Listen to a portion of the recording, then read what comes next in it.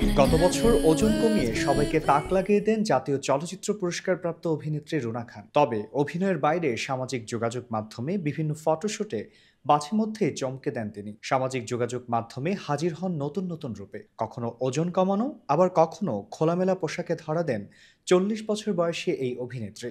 রুনা মনে করেন, বর্তমানে তিনি পরবর্তী প্রজন্মের শিল্পীদের সঙ্গে কাজ করছেন, তাদের সঙ্গে সেরা অভিনেত্রীর মনোনয়ন পাচ্ছেন। এসব নিয়ে বেশি আলোচনা হওয়া উচিত। তার ছবি, ফটোশুট কিংবা ওজন কমানোর প্রসঙ্গ নয়। ঢাকা ফ্যাশন ডেতেও তাকে দেখা গেছে হট লুকে। এ নিয়ে নেটিজেনদের সমালোচনার মুখেও পড়েছেন তিনি। এই জন্যই আমি বলি যে আপনি যে প্রশ্নটা করেছেন যে ভাইরাল, এই জন্যই, কারণ তারা কি নিয়ে কথা বলতে চায় তারা জানে না। আর লাইফস্টাইল নিয়ে কথা বলার কিছু নাই। আপু, আপনার ওয়েট লস জার্নি না, ওয়েট লস জার্নি নিয়ে কথা বলার কিচ্ছু না, এটা আমার ব্যক্তিগত জার্নি। এবং একবার বলে আপনারা সেই নিউজকে 1000 নিউজ বানিয়েছেন, আপনারা ভাইয়া। আমি সারা জীবন ফোকাস পেয়ে, যদি কারো ভালো লাগে, থ্যাংক ইউ। বর্তমান কি কাজ নিয়ে ব্যস্ত আছেন? বর্তমানে সামনে একটা সিনেমার শুটিং করতে যাচ্ছি অগাস্টে।